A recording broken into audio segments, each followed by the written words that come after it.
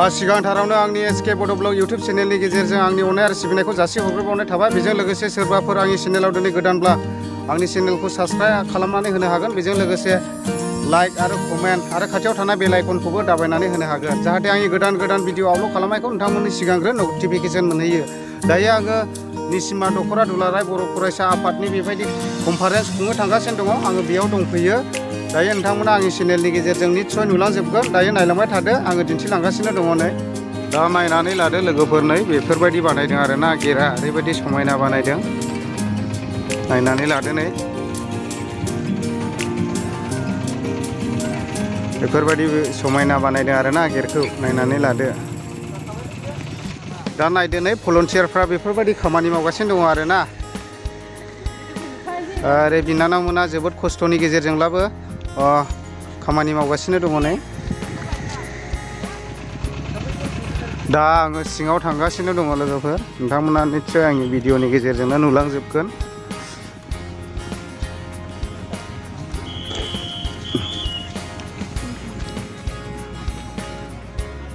बेयावबो फिरफिला गायगोन, दासो बानायगासिनो दङ। नै बेयाव मा बानायनो थांगासिनो दं ब्रादार? जेनेबा काबादिनि। आच्छा, काबादि जागोन ना बेयाव? औ, काबादि मानि बादायलायनाय ना मा कम्पिटिसन? आच्छा, दे निसिमानि जाहैबाय। निसिमानि हिसाबै ने?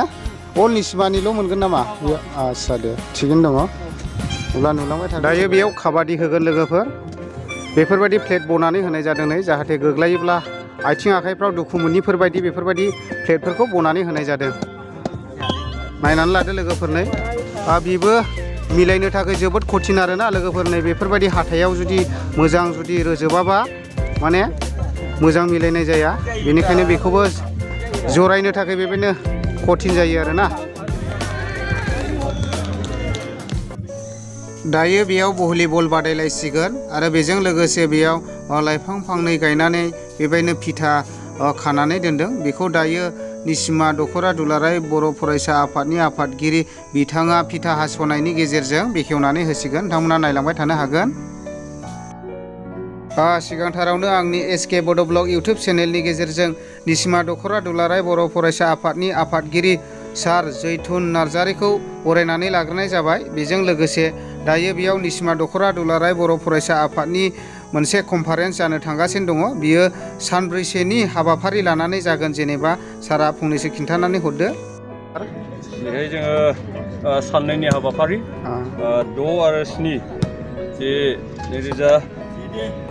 2021 डिसेम्बर दानाव जोङो खुंफुंनो लादों। दा बेहायनो जोंहा बेजों लोब्बा लाखिनानै जोङो काबादि आरो भलिबल दायो जोङो जागायजेनबाय। दा आरो गुबुन गुबुन हाबाफारि दं। दसे उनावनो जोङो बाथ्रा दान्थेनाय जे हाबाफारि आरो थुनलाइयारि हाबाफारि दं, बेहायबो लोब्बा लाखिनानै जों हाबाफारिखौ जागोन। आरो मेनलि गाबोन जोङो अपेन सेसन जागोन। बेहाय जोङो दुलाराय बर' फरायसा आफादनि मानगोनां आफादगिरि दिपेन बर' सार नुजाफैगोन आरो बेजों लोगोसे गुबुन गुबुन आलासिफोर जोङो नुजाफैगोन। दा बेहायनो आङो बे जोंनि फैबाय थानाय जोंनि जि जानो गोनां हाबाफारि बेहाय मोजाङैनो मोजां जाफुंगोन आरो रायजो राजाफोरनि जि अनसायनाय जों बेखौ मोननो हादों। दा बेनि गेजेरजोंनो रायजो राजाफोरनि अनसायनाय, रायजो राजाफोरनि अननायनि गेजेरजोंनो जोङो बे जि कनफारेन्स बेखौ मोजाङै मोजां जाफुंहोनो हागोन होननानै आं आसा थिदों। आरो बेहाय जोंनि ओनसोलनि रायजो राजा बिथांमोनखौ बयखौबो गाबोननि जे हाबाफारि बेहायबो फैनानै लैहोर लैहोर फैनानै बाहागो लाफैगोन, आङो बेखौ मिजिंथिदों। अब्ला गोजोननाय थाबाय सारनिसिम।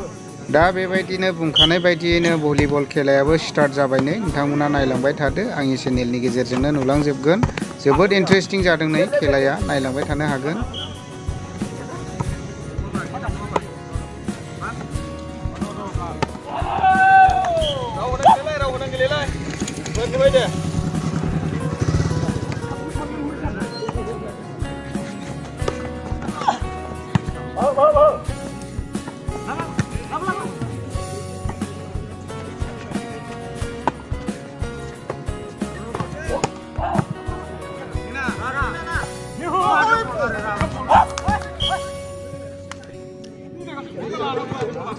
गेजेराव थानानै जेब्ला बुगोन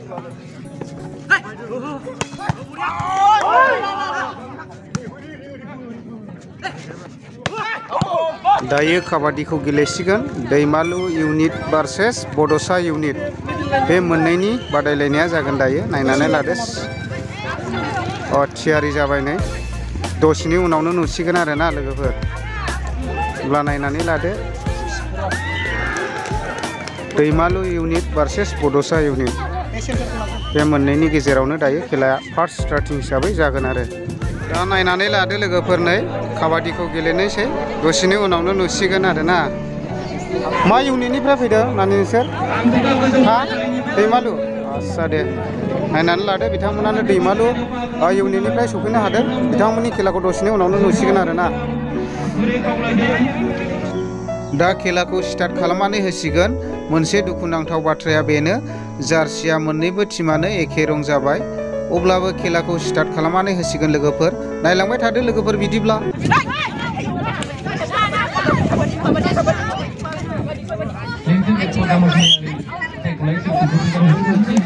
ओरैनो लिबो ओरैनो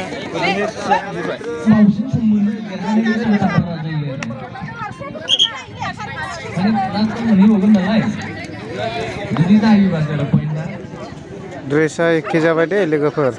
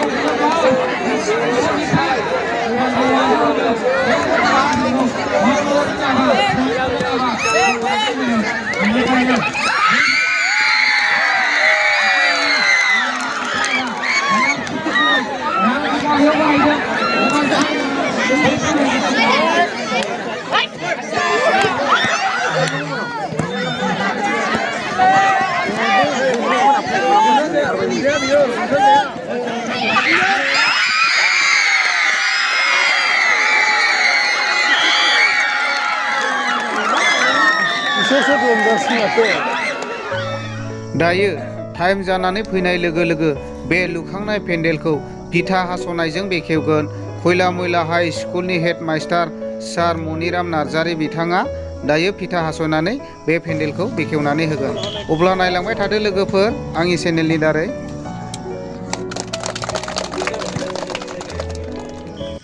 दायो फिथाखौ हास'खांबाय लोगोफोर आङो सिङाव हाबलांगासिनो दङ दायो सियारफोरखौ ओरैबायदि समायना रमायना बसायनानै दोनजोबबाय लोगोफोर नोंथांमोना निस्सय गाबोन फैयोब्ला बे सियारफोरावनो जिरायनानै आरामसे नायनो एबा खोनासंनो हागोन मोसागिरि हिसाबै बेयाव नुजाफैगोन जाहैबाय मासुम नार्जारी सुपार डान्सार नोंथांमोना बिथांनि मोसानायखौ बेबायदिनो नायफैनो हागोन लोगोफोर आरो बेजों लोगोसे गाहाय आलासि हिसाबै नुजाफैगोन जाहैबाय मुस्रि दिपेन बर' दुलाराय बर' फरायसा आफादनि आफादगिरि बिथाङाबो नुजाफैगोन आरो बेजों लोगोसे दायो बिटिआरनि चिफ मानगोनां प्रमद बर' सार बिथाङाबो नुजाफैगोन आरो बेजों लोगोसे 31 नं सिडली समष्टिनि एमएलए सार जयन्त बसुमतारी बिथाङाबो नुजाफैगोन आरो बेजों लोगोसे नुजाफैबावगोन इएम रनजित सार बिआर फेरेंगा आरो बेजों लोगोसे नुजाफैबावगोन जाहैबाय 16 नं निसिमानि एमसिएलए सार जेम्स बसुमतारी बिथाङाबो नुजाफैगोन अब्ला लोगोफोर नोंथांमोना बयबो फैनानै बेयावहाय बाहागो लाफैनो हागोन एबा खोनासंफैनो हागोन नायनानै लादो लोगोफोरनै सारिगिदिं जेरैबो थियारि जाबाय गाबोन अखानायैब्लानो बे प्रग्रामा जाफुंनाय जासिगोन स' लोगोफोर बिदिब्ला दिनैनि भिडिअआ बेखिनियानोसै नोंथांमोना गाबोननि गेजेराव आरोबाव लोगो मोनफिनबावगोन दायो आङो बेखिनियावनो भिडिअखौ दोनथ'नाय जाबाय अब्ला एसेनोसै लोगोफोर गोजोन्थों